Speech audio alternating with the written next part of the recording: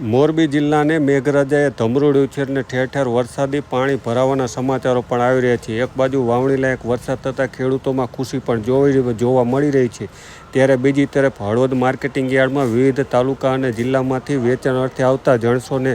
લઈને ખેડૂતોને કલાકો સુધી કતારમાં ઊભું રહેવું પડે છે અને ત્યારબાદ માંડ માર્કેટિંગ યાર્ડમાં પ્રવેશ મળે છે અને આ પ્રવેશ મેળવ્યા બાદ પણ જણસીઓ કેટલી સુરક્ષિત છે તે વિશેનો આ વિડીયો હાલ સોશિયલ મીડિયામાં વાયરલ થયો છે. જે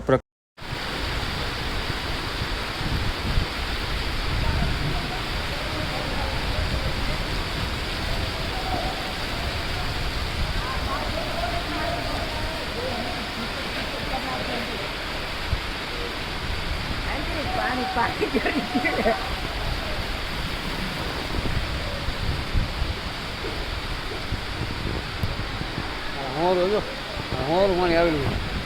ધાણા